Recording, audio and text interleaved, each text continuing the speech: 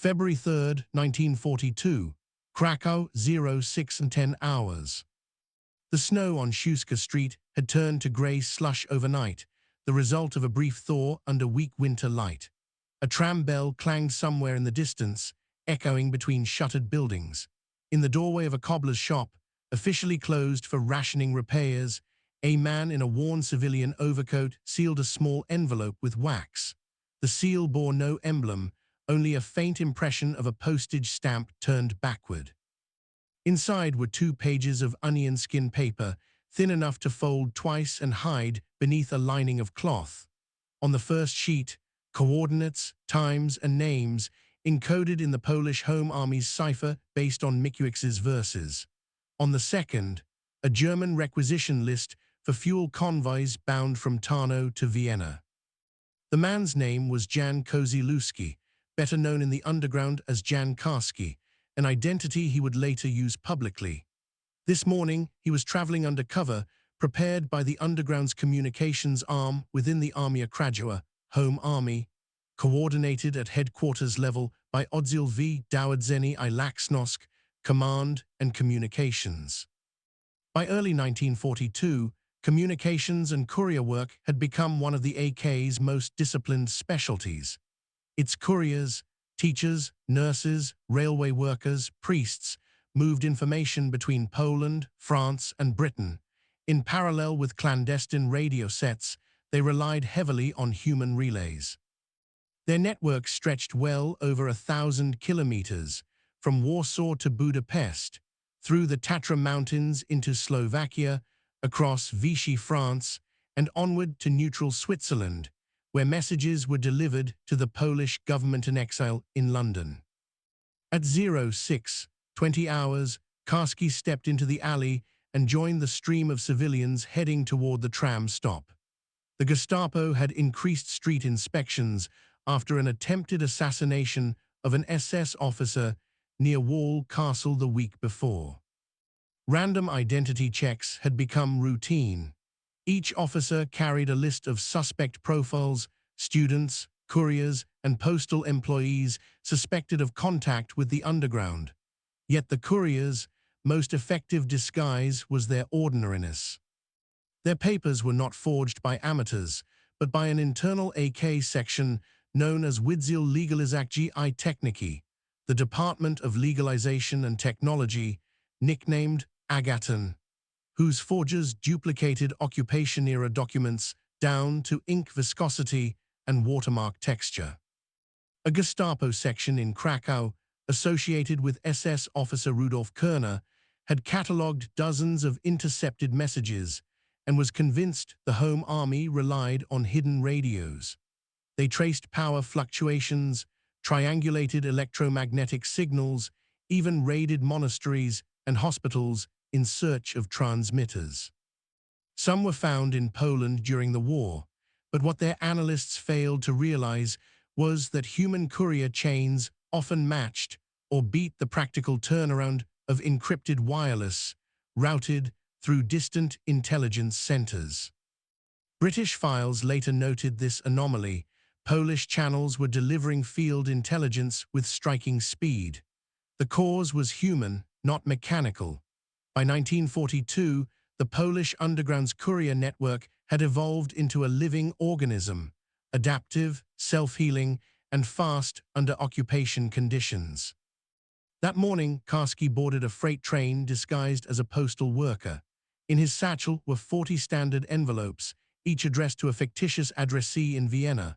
The one sealed with backward wax was stitched beneath the canvas lining. Gestapo officers at the Krakow station checkpoint examined his travel authorization and waved him through. Postal staff were considered low-priority inspections.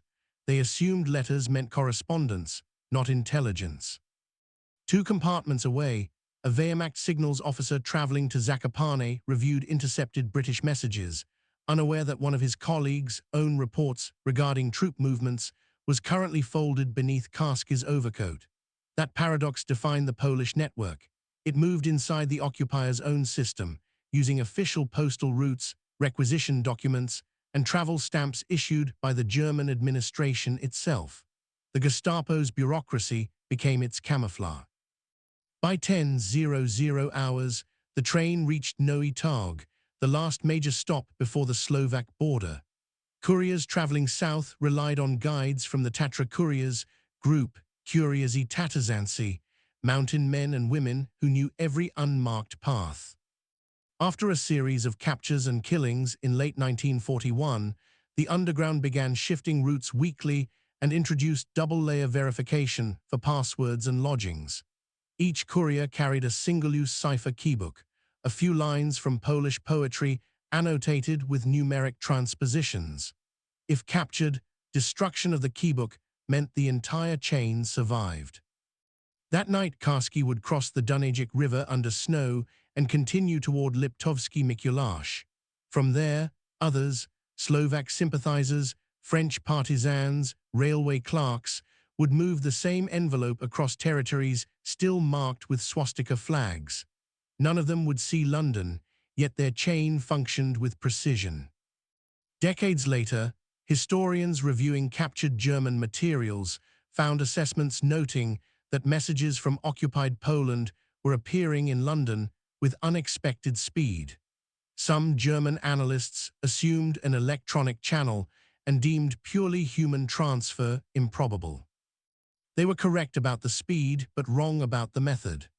The Polish couriers, human relay, traversing mountains, cities, and occupied frontiers, could, at times, rival German intelligence technology by sheer discipline and coordination. In Krakow that February morning, the envelope with no return mark began its journey, one among thousands that would pass hand to hand, invisible beneath the noise of war. We resume in Warsaw, May 1942, under the thin light of early summer. German patrols controlled every major intersection, yet couriers still passed between districts, sometimes through basements, sometimes in plain sight. The underground communications branch, part of Oddział V, Dowodzenie I Laczność, Command and Communications, within the Armia Krajowa, and cooperating closely with the Biuro Informacji I Propagandy, BIP, had grown from a handful of pre-war telegraph operators into a continent-spanning human network. Its surviving records, preserved in the Polish Institute and Sikorsky Museum in London, reveal a structure both meticulous and decentralized, designed to survive dismemberment. Each courier route was divided into links of no more than 120 kilometers. Couriers seldom knew more than two contacts, one before and one after. Identification codes relied on mutually agreed objects, a matchbox, a handkerchief, or a folded tram ticket. An intercepted link could not unravel the chain. The Warsaw hub maintained several permanent dispatch offices camouflaged as civilian businesses.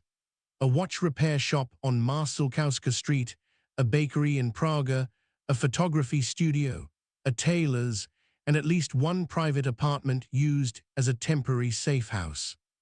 Note the specific name, Maria Strasiuska, as the owner of the Hoser Street apartment cannot be verified in existing records and should be considered a narrative composite. In these hidden compartments, some of which still exist in Warsaw today, couriers deposited microfilmed intelligence gathered from the field. These included Luftwaffe fuel inventories, maps of the Vistula bridges, and eyewitness accounts of deportations from the Warsaw Ghetto. Within 48 hours, another courier would retrieve the material, cross to the southern sector of the city, and continue the chain.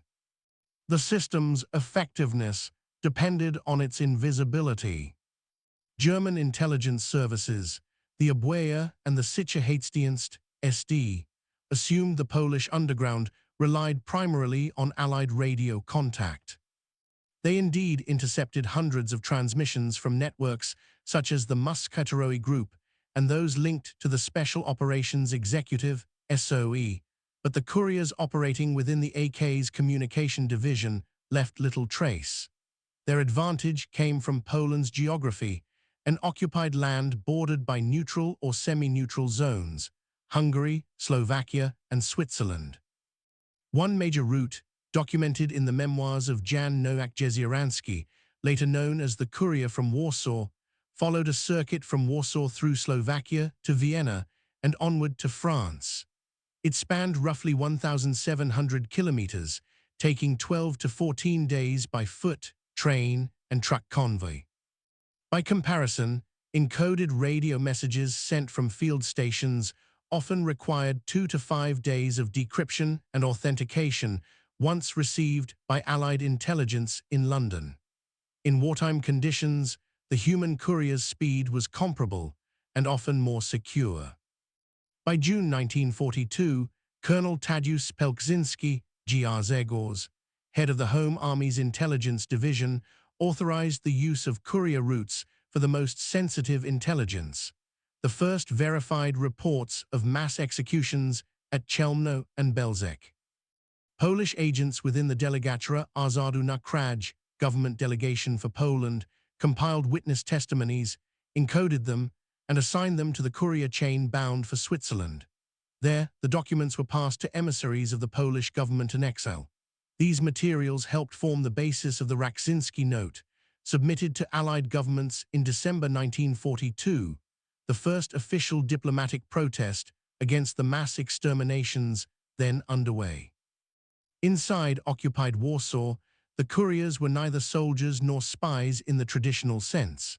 Most were civilians, students from underground universities, railway postal workers, mountain guides, and members of scouting organizations like the Szare Szeregi, Grey Ranks. Their operational manual, circulated in mimeograph under the title Instrukcja dla Laczników, outlined procedures for route verification, posture, and signal concealment. It specified how to hold a travel bag, not pressed to the body, to avoid sweat marks betraying hidden pockets, and how to address German officers, Herr Wachtmeister or Herr Hauptmann, never officer or Soldat. Gestapo files later confirmed how deeply they underestimated such discipline. In a memorandum from SS Obersturmbannführer Ludwig Hahn, head of the Gestapo in Warsaw, dated December 1942, investigators noted unexplained movement of female postal clerks and students on provincial rail lines. Hahn ordered double-ticket inspections in the southern corridor. The measure produced no arrests. His analysts failed to realize that most couriers carried nothing incriminating, no codes, no film, no papers at all. Their information was often memorized. Training emphasized mnemonics over documents. Couriers learned to encode numbers as verses from poetry or combinations of everyday phrases. A coordinate might be hidden in the syllabic structure of a sentence. Pociąg jedzie o 8, the train leaves at 8, could signify a grid location. This method, adapted from pre-war Polish linguistic exercises, proved resistant to interception because there was nothing to intercept. When captured, many couriers destroyed their keybooks by swallowing or burning them. Others simply carried none. Throughout the summer of 1942, the network maintained an unbroken rhythm. Every 10 to 14 days, messages reached neutral Geneva, where Polish diplomats photographed and relayed them to London via the British diplomatic pouch. The material fed directly into MI2, War Office Intelligence, and the Government in Exile's intelligence section, confirming German troop movements and atrocities months before Allied units could verify them. To the occupiers, however, the couriers remained invisible. The Gestapo's counterintelligence units, trained in radio triangulation and cryptanalysis, were chasing signals that, in this case, did not exist. An internal German memo from the Krakow Gestapo, dated August 11, 1942, summarized their frustration. No proof of organized courier system. Messages must be traveling through diplomatic channels or hidden transmitters. The truth was less mechanical and more human, a network operating entirely within the psychological blind spot of an empire obsessed with machines. We resume in Zakopane, January 1943. The wind from the Tatra Mountains cut through the wooden eaves of the town's villas, once holiday retreats, now requisitioned by German officers. Curfew had fallen at 18:00 hours. Behind the shuttered doors of a ski workshop on Kosciuszko Street, two men heated a kettle over a coal stove. Steam clouded the small window, hiding the glint of metal.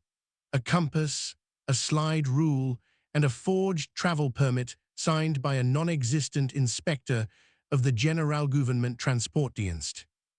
This was one of the southern outposts of the Tatra courier chain, known locally as Szlak PRZ's Tatry.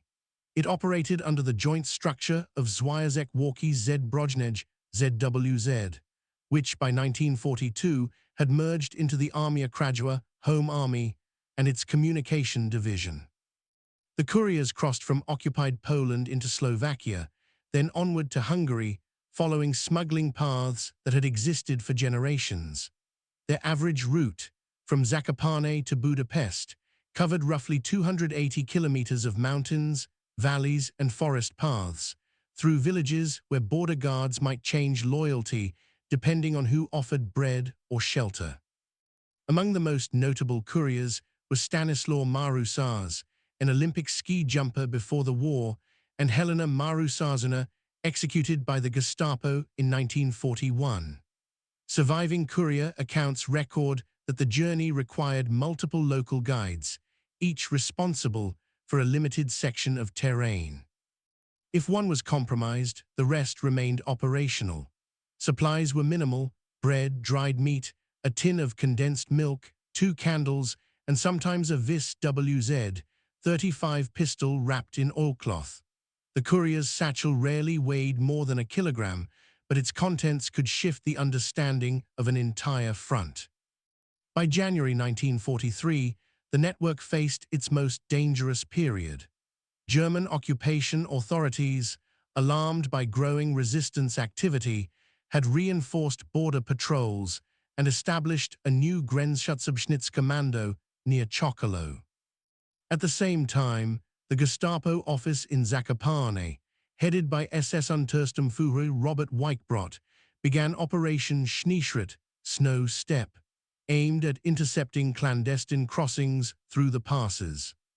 The Germans assumed couriers carried physical contraband. They never imagined that much of what moved south existed only in memory.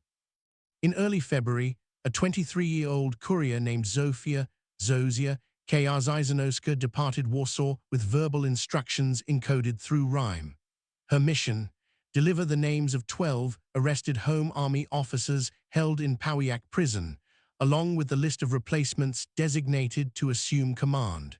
She carried no papers, no cipher, only memorized verses. The password for her next contact was a line from the poet Cyprian Norwood: Du kraju tego, gdz krussein kleber, to that country where a crumb of bread.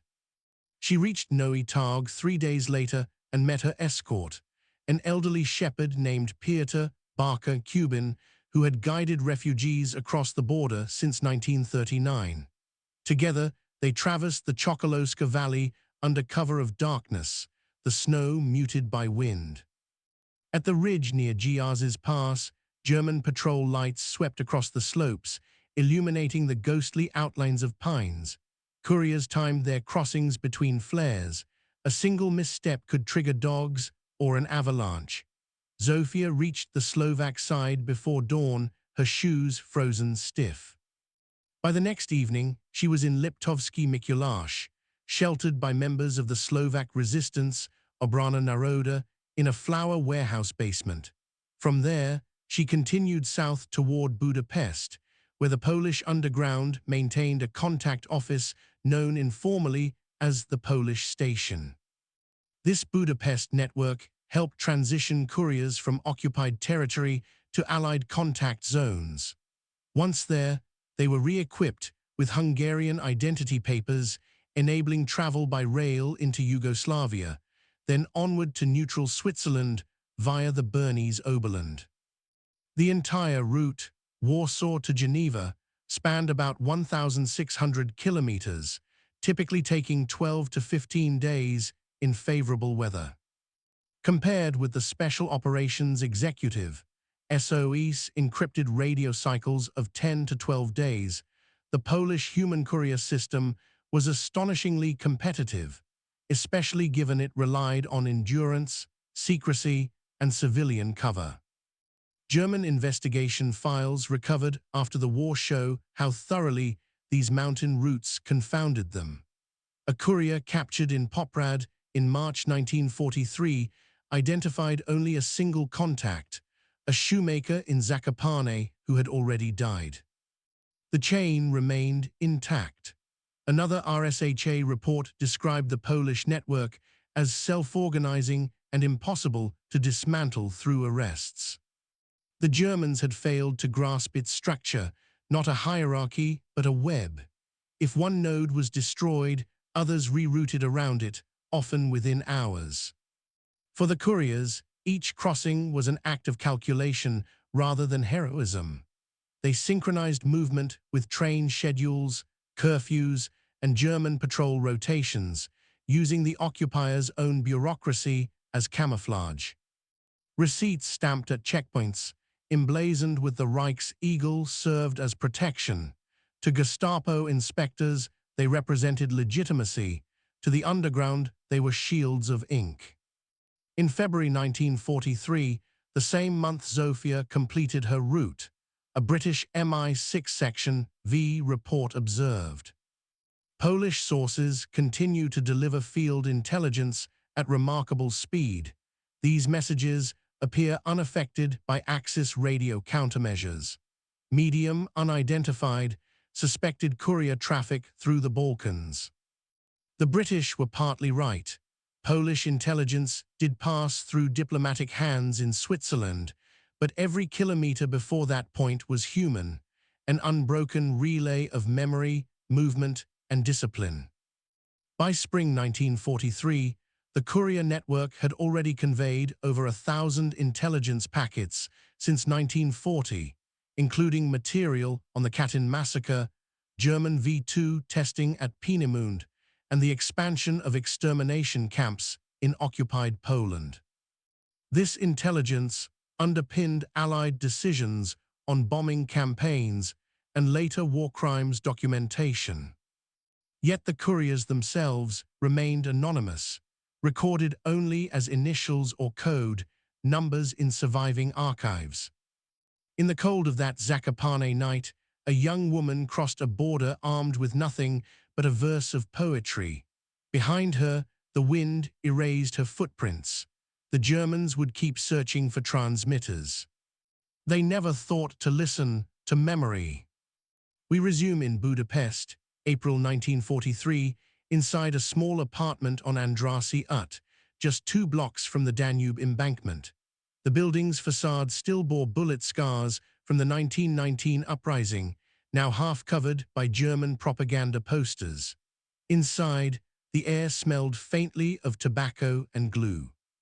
At a kitchen table lit by a single lamp, Tadeusz Kelt, an officer of the Polish underground and later emissary of the Polish government in exile, sorted packets of microfilm no larger than matchboxes.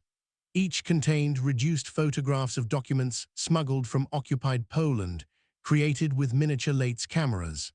A magnifying glass and a pair of tweezers completed the operation. Budapest served as one of several foreign contact hubs of the Polish underground, though the exact names and codes of its stations varied. Kelt operated as a courier liaison rather than the permanent manager of a base, and Joseph Rettinger would not arrive in the region until mid-1944 for Operation Salamander. Nevertheless, in early 1943, the Hungarian capital had become a critical junction linking occupied Poland to Allied diplomatic channels through neutral Switzerland. From Budapest, courier traffic diverged in 2 main directions: west, through occupied France into Switzerland, and south, via Yugoslavia toward Istanbul and British outposts in the Middle East. The first of these, often called the Southern Courier Chain, grew in strategic importance as Allied intelligence increased its reliance on Polish field reports.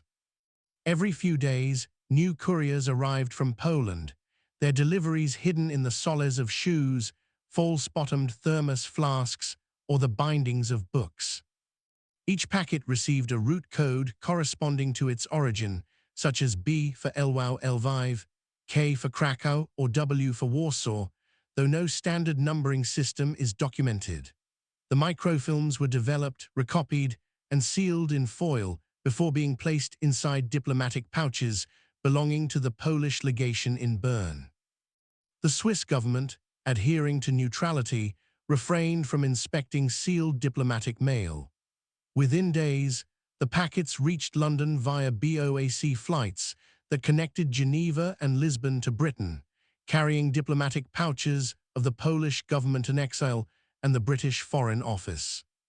The Gestapo never understood how intelligence from Poland, such as reports on the V1 and V2 programs at Peenemünde or documentation of deportations, appeared in London before similar information surfaced from radio intercepts.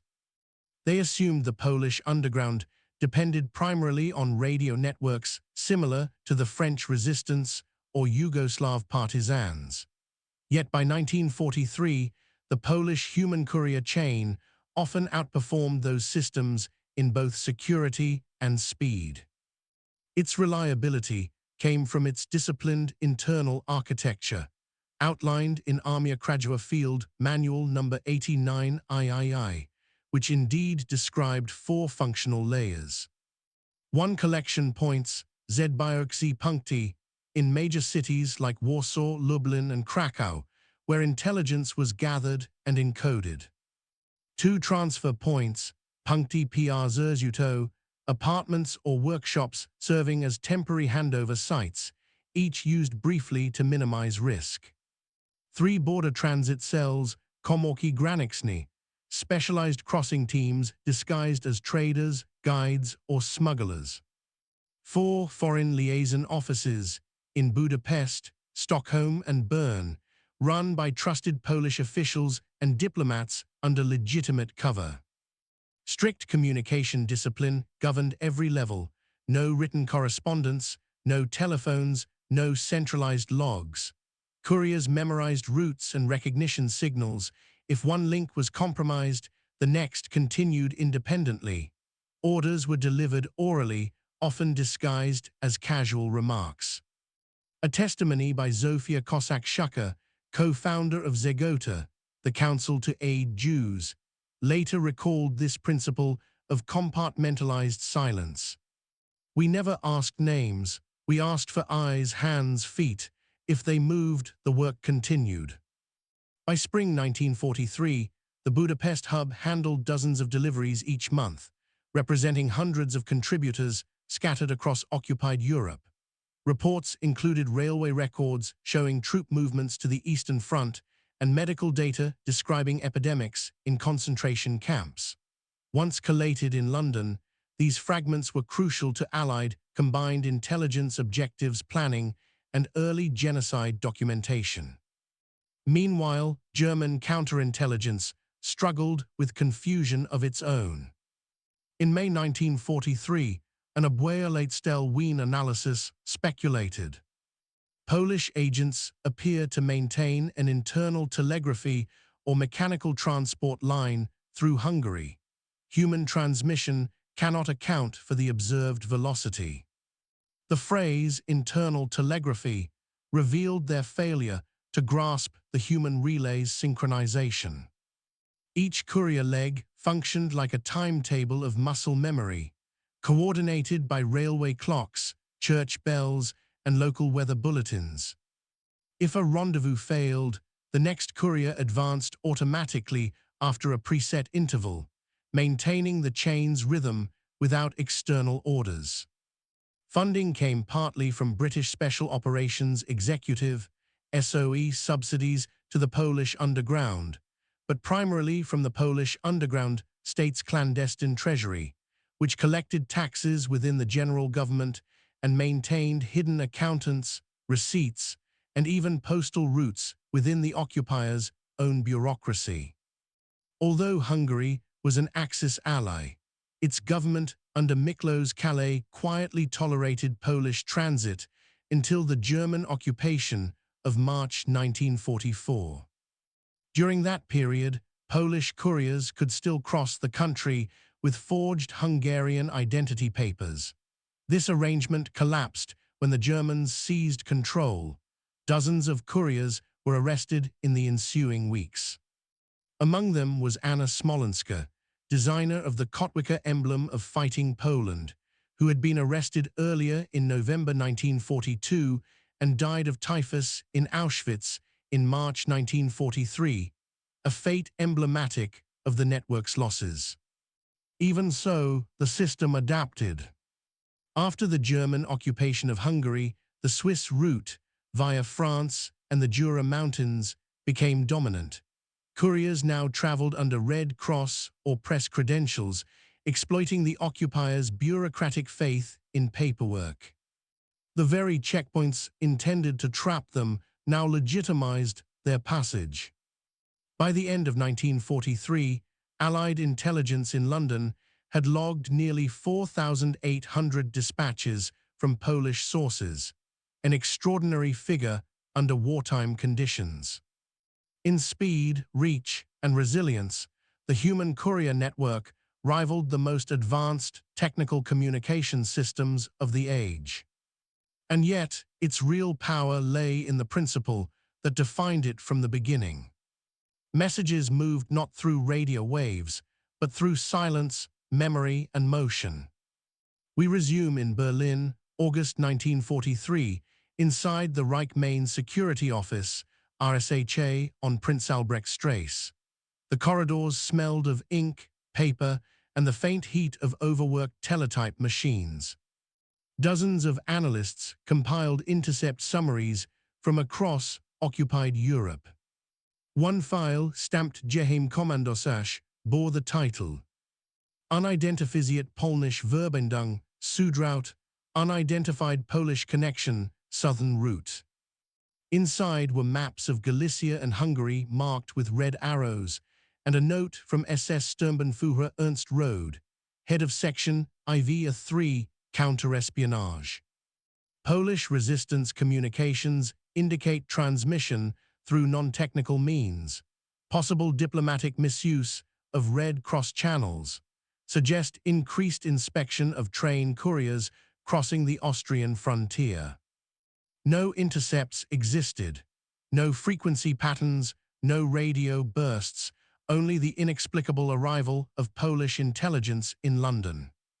The RSHA's analysts could chart British or Soviet networks by wavelength and call sign, but the Polish chain dissolved into thin air. Meanwhile, in Warsaw, Oddział V Dowodzenie I Laczność, the Home Army's communications division, had entered its most advanced phase. It now operated under Major Jan Rzepecki, whose reports described the system as a living web of arms and legs, not wires. The headquarters, hidden in an apartment at Mazwijka Street 7, coordinated thousands of sub-couriers across occupied Poland.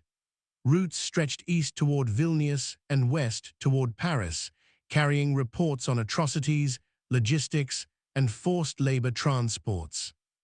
Among these couriers was Jan Nowak Jezioranski, who in the summer of 1943 completed one of the network's most famous missions.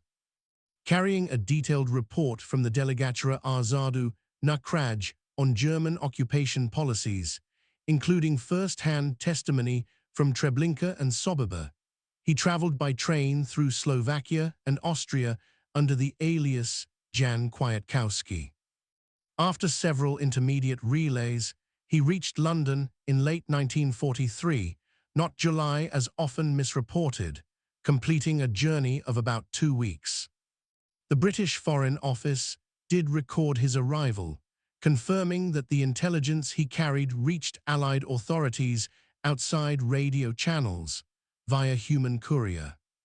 At nearly the same time, Gestapo analysts in Krakow noted that several suspicious postal clerks had vanished or been reassigned. Courier activity appeared to have subsided. What they did not realize was that the network had deliberately paused its movements for a few days, long enough for London to confirm receipt, before resuming under new names and forged identities. The genius of the system lay not just in motion, but in stillness. When risk spiked, couriers went to ground for days or weeks, preserving continuity rather than forcing exposure. Each city cell could self-isolate, awaiting coded reactivation cues, sometimes a classified ad or a marked tram ticket. The Gestapo's surveillance infrastructure, built on wiretaps and intercepts, was powerless against a network that communicated through absence. By autumn 1943, as Allied air raids intensified and German paranoia deepened, counterintelligence units began experimenting with so-called statistical interceptions, attempting to track resistance through railway manifests, visa applications, and ticket sales. In theory, the Polish couriers should have stood out. In practice, the sheer volume of occupation bureaucracy, the flood of requisitions, travel permits, and work papers buried all patterns. A frustrated field agent in Vienna wrote in an October 14, 1943 memo, "Our inspections yield nothing. Every Pole carries papers, every train carries couriers, yet no one carries the message." That was precisely true. By late 1943, the network's couriers were indistinguishable from the civilian population they moved among. For every captured courier, two others replaced them, unaware of each other's existence, yet maintaining a rhythm that never faltered. By the end of 1943, the Polish underground's courier system had survived 3 reorganizations of German counterintelligence. Its results were measurable. Allied archives show that intelligence from Poland, particularly regarding V2 development at Peenemünde, fuel transports, and troop deployments, often reached London faster than Berlin's own reports reached the High Command. The tempo of information flow had reversed. Occupied Poland was now feeding London more efficiently than the Reich fed itself. In January 1944, the RSHA circulated a bulletin conceding, "It is improbable that human messengers cross our borders so frequently. Reports must originate within German institutions or neutral legations." They were half right. Many Polish couriers operated within German structures.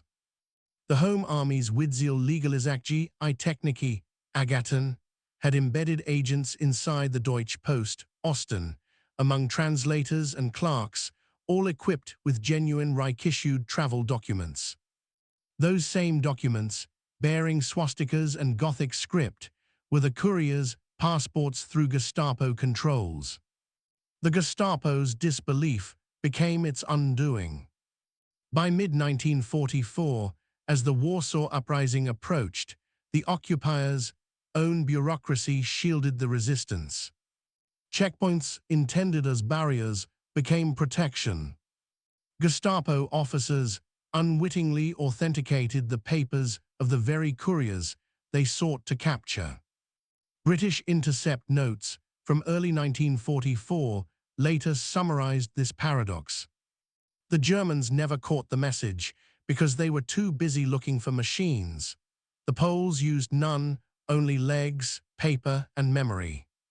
Those words captured the truth of the Armia Krajowa's communications triumph. A network whose strength came not from technology, but from humanity itself. By the time Berlin understood what it faced, the war's outcome was already turning. Information smuggled by Polish couriers had contributed to Allied air raids, wartime intelligence assessments, and later, evidence presented at Nuremberg.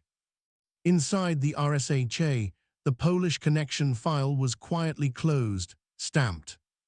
Case discontinued, method unverified. We resume in Warsaw, July 29, 1944, 04, 15 hours. The city trembled under artillery fire from the approaching Eastern Front. German patrols had grown erratic, curfews shifted nightly. In a small apartment at Kopernika Street 28, beneath blackout curtains and a single kerosene lamp, 3 couriers of the Home Army's communication branch prepared what would become their final pre-uprising dispatch. On the table lay 2 envelopes, a strip of microfilm and a narrow metal tube designed to fit inside a bicycle frame. The tube contained orders from General Tadeusz Komorowski, commander of the Armia Krajowa, and a summary report intended for the Polish government in exile in London.